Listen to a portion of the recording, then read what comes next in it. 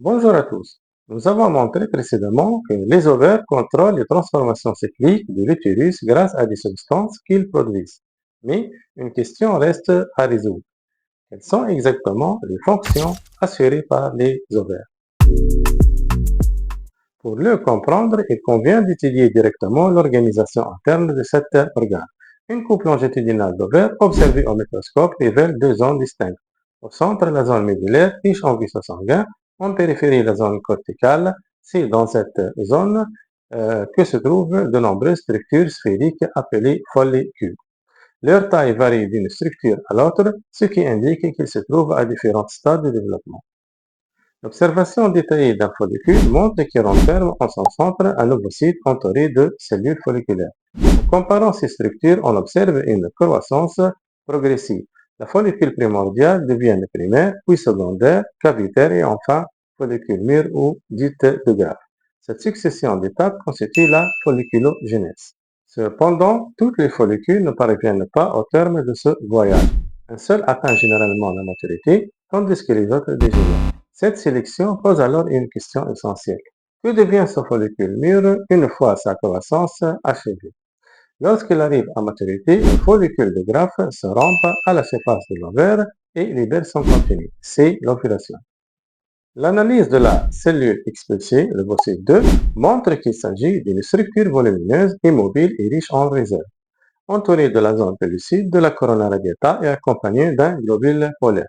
L'étude de son matériel génétique révèle une transformation capitale. Alors que l'ovocyte contenu dans le follicule possède 46 chromosomes dédoublés, l'ovocyte libéré n'en compte que 23 dédoublés. Cette réduction du nombre de chromosomes résulte de la première division de méiose.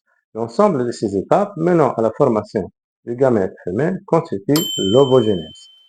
Mais après cette expulsion, une interrogation subsiste. Que devient le follicule vidé de son ovocyte? Le follicule rempli se transforme, ses cellules de la granulosa et de la thèque interne accumulent un pigment caractéristique et deviennent des cellules lutéines. Un corps jaune vient de naître.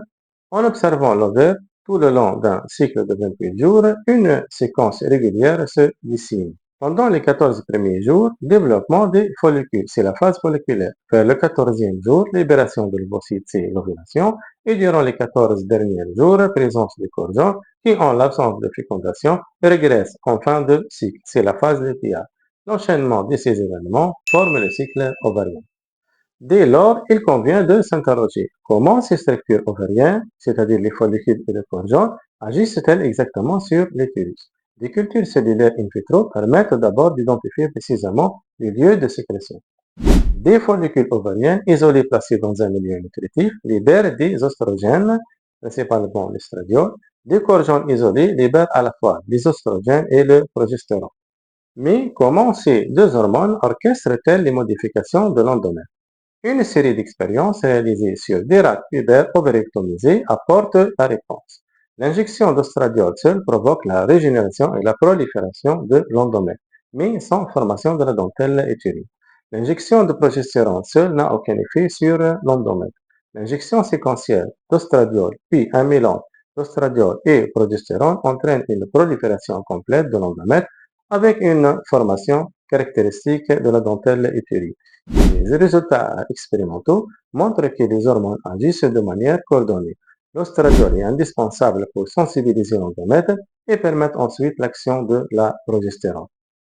Si l'on observe l'évolution parallèle des taux hormonaux et de l'aspect de l'utérus chez la femme sur un cycle de 28 jours, pendant la phase folliculaire du 1er au 14e jour, le follicule en croissance sécrète un taux croissant d'ostradiol. Sous son action, l'endomètre se reconstruit après les règles, s'épaissit et se vascularise.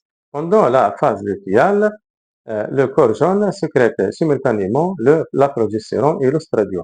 La progestérone agissant sur un endomètre préalablement préparé par l'ostradiol achève la transformation.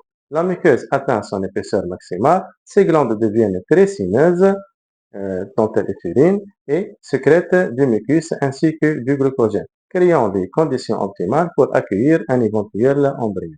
En fin de cycle, si la fécondation n'a pas lieu, le corps jaune régresse, entraînant la chute brutale de l'ostradiol et de la progestérone. Prive de soutien hormonal, l'endomètre se détruit ce sont les menstruations. Cette action hormonale a-t-elle d'autres répercussions dissimilables sur l'organisme? L'analyse de la température corporelle au cours du cycle apporte une preuve complémentaire.